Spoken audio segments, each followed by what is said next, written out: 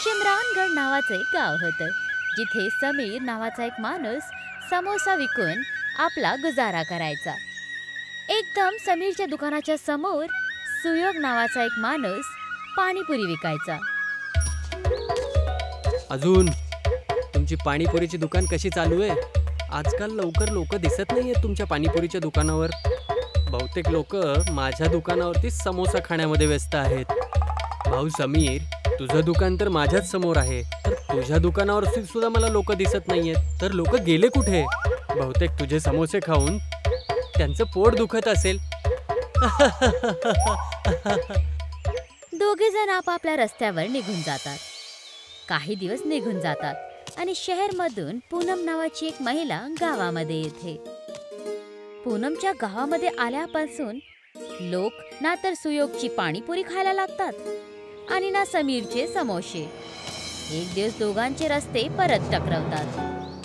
भाऊ सुयोग, तुझा धंदा कसा चालू आहे? आता काय सांगू समीर, कोणी पाणीपुरी खायला येतच नाहीये.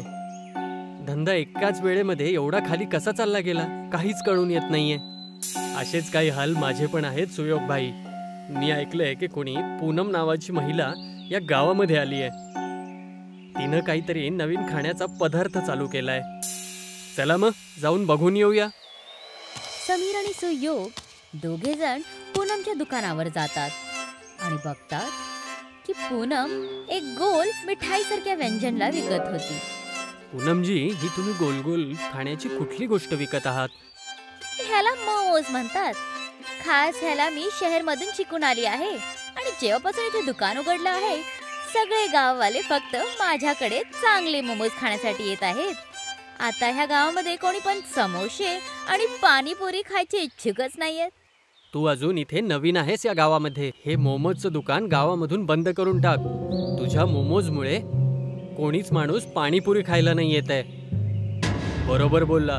आणि या मोमोजमुळे माझ्या दुकानावर सुद्धा कोणी समोसे खायला येत नाहीये. मी तर मोमोज विकायचं बंद नाही करणार. तुम्हा दोघांना जे करायचंय ते करा. आता चला निघा, मला मोमोज विकायचे आहेत. आले मोठे मला धमकवायला. समीर आणि सुयोग तिथून निघून जातात आणि रस्त्यामध्ये थांबून एका दुसऱ्याला बोलायला लागतात. माझ्याकडे एक शक्कल आहे.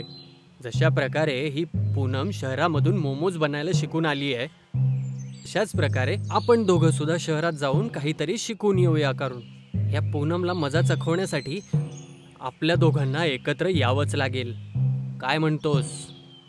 हो, मी तुझी साथ देईल. समीर आणि सुयोग शहरकडे निघून जातात आणि रस्त्यामध्ये त्यांना जंगलाचा रस्ता भेटतो. जेव्हा त्या जंगलाच्या रस्त्याने जातच होते तेव्हा समीरचा पाय तो एका खड्ड्यामध्ये जाऊन पडतो. अरे समीर, तू कुठे पडलास भाऊ? हा खड्डा इथे कुठून आला? पक्का कोणीतरी शिकारीने हा खड्डा एखाद्या जनावरासाठी करून ठेवला असेल. तेव्हा त्या खड्ड्यामधून समीर सुयोगला आवाज लावतो. सुयोग, खाली आहे. हे बघ, इथे तर एक वेगळंच जग आहे. तो बघतो की खड्ड्याच्या आत एक वेगळीच दुनिया होती, जिथे दूर दूर पर्यंत एक वेगळ्या चमकणाऱ्या बटाट्यांची शेत होती. दोघेजण हे दृश्य पाहून आश्चर्यचकित होऊन जातात. तेव्हा तिथे एक साधू येतो. तुम्ही दोघे इथे काय करत आहात बेटा? जी, आम्ही शहराकडे चाललो होतो, तेव्हाच आम्ही या खड्ड्यामध्ये पडलो. जेव्हा मी खाली आलो तेव्हा इथे बघितलं तर इथं वेगळेच जग बसलेलं आहे आणि दूर दूरपर्यंत बटाट्याची शेती आहे. हे काही साधारण बटाटे नाही आहेत. हे बटाटे इच्छा पूर्ण करतात. जर असं आहे तर एक बटाटा मला पण खायला द्या ना. माझी पण काहीतरी इच्छा आहे. मला माझी पाणीपुरीची दुकान माझ्या गावामध्ये सगळ्यात प्रसिद्ध पाहिजे आणि माझी सुद्धा तीच इच्छा आहे. माझ्या समोस्याचं दुकान पूर्ण गावामध्ये सगळ्यात प्रसिद्ध असायला पाहिजे, त्या मोमोजवालीपेक्षा सुद्धा जास्त. पण मी तुमच्या दोघांची ही इच्छा पूर्ण नाही करू शकत. तुम्हा दोघांमध्ये एकमेकांबद्दल खूप ईर्ष्या आहे. मी तुम्हा दोघांना हा बटाटा तेव्हाच देईल जेव्हा तुम्ही आपापल्या अहंकाराला संपवून सोबत मिळून काम करायला चालू कराल. दोघे जण एका दुसऱ्याला बघत राहतात आणि मग एकत्र काम करण्यासाठी तयार पण होतात. साधू त्या दोघांना एक बटाट्याचे 2 तुकडे करून देतो.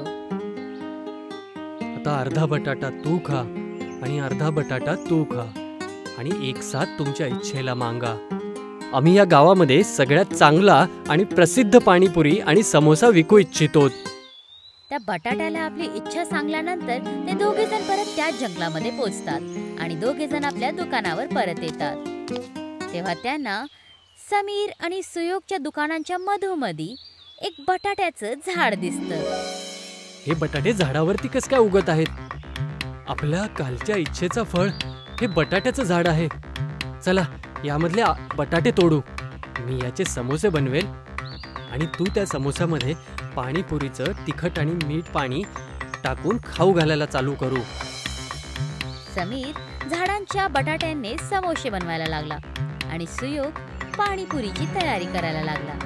जेव्हा सगळं काही तयार झालं तर तेव्हा ते दोघे जण आपल्या समोसा पाणीपुरीला विकायला सुरुवात करतात. दोघे जण एकाच दुकानामध्ये काम करतात. या या समोसा पाणीपुरीचा स्वाद घ्या. जर विश्वास नसेल तर स्वतः खाऊन बघा. तेव्हा तिथून एक बाई जात होती.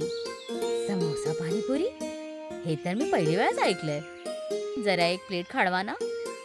सुयोग समोसाला घेऊन त्यामध्ये खड्डा करून त्यामध्ये गोड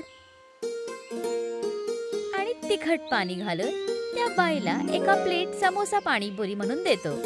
जसंच ती बाई त्या समोसा पाणीपुरीला खाते तिचा चेहरा एकदम खिलून उठतो आणि ती बोलते, मी ह्या आधी आपल्या जीवनामध्ये इतका चांगलं काहीच नाही खाल्लं. हे तर खूप जास्त स्वादिष्ट आहे.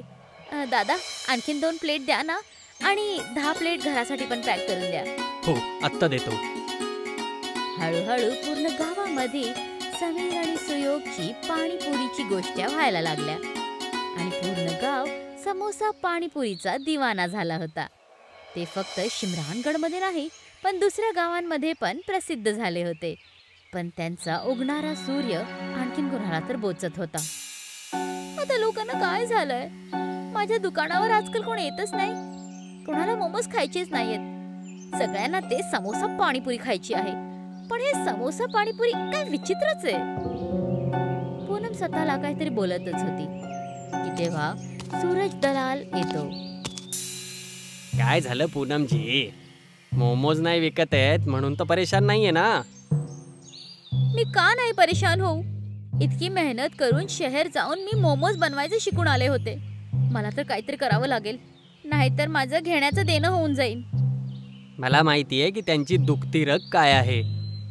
काय आहे मला सांगा. आणि तुम्हाला कसं माहित?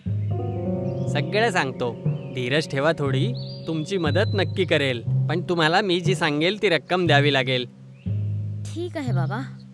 सूरज पूनमला बटाट्यांच्या झाडांबद्दल सांगतो आणि त्याच्याबरोबर मिळून समीर आणि सुयोगच्या समोसा पाणीपुरीला गावामधून हकलून काढण्याची योजना बनवतो. रात्री होऊन जाते. समीर आणि सुयोग दुकान बंद करून आपापल्या घरी जायला लागतात. त्यांच्या गेल्यानंतर तिथे पूनम आणि सूरज येतात. हे बघा मी याच झाडाची गोष्ट करत आहे. हे तेच झाड आहे जे अचानक एकाच दिवसामध्ये उगलं. याच झाडाचे बटाटे तोडून ते समोसे पाणीपुरी बनवून विकतायत. मी कधी पण बटाटे देणाऱ्या झाडाबद्दल नाही ऐकलं होतं. ह्यामध्ये नक्कीच काहीतरी जादू असणार. आज तर ह्याला मी जाळून राख करून टाकते. मग बघते हे लोक कशी समोसा पाणीपुरी बनवतात. दोघे जण मिळून त्या झाडाला कापायला लागतात आणि दोघे जण खूप वेळानंतर दमून जातात. पूनमजी मी तर म्हणत आहे बाकीचे झाडं उद्या कापूया. सकाळ होणार आहे. कोणी जर बघितलं ना तर लेण्याचे देणे पडतील आपल्याला. तू बरोबर बोलत आहेस. चला इथून निघून जाऊया. उद्या आपलं काम पूर्ण करूया. दोघे जण तिथून निघून जातात. जसंच सूर्य उगायला लागतो समीर आणि सुयोग दोघे जण आपल्या दुकानाला उघडायला येतात आणि बघतात की झाड अर्ध कटलेलं आहे. आणि जसंच सूर्याची किरण त्या झाडावर पडतात झाड परत बरोबर होऊन जातं. तुम्ही बघितलं जे मी बघितलं? हो मी बघितलं कशा प्रकारे हे झाड आपल्या आपच ठीक झालं. पण या झाडाला कापलं कोणी होतं? ते दोघे जण आपली दुकान उघडतात आणि समोसा पाणीपुरी विकायला सुरुवात करतात. दिवस संपतो आणि रात्र होते.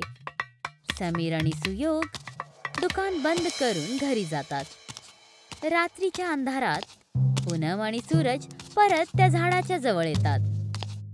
अरे, हे झाड तर आम्ही अर्ध कापलेले होतं. हे बरोबर कसं झालं? आता परत आपल्याला ह्याला पूर्ण कापावं लागेल. तुम्ही चिंतित नका हो पूनमजी. माझ्याकडे दुसरी योजना सुद्धा आहे. पण या झाडाला आग लावून टाकू. राहील बाज ना राहील बासुरी. पूनम आणि सूरज का लाकडावर मशाल जाळतात आणि जसंच सूरज झाडाला जाळायला जातो, झाडांची जडे दोघं पूनम आणि सूरजला आपल्या आत सामावते. दुसऱ्या दिवस सकाळी जेव्हा समीर आणि सुयोग तिथे येतात, तर ते बघतात की तिथे आता 3 झाडं उगलेली आहेत. कमाल आहे. आतापर्यंत तर एकच झाड होतं, आता 3 झाले.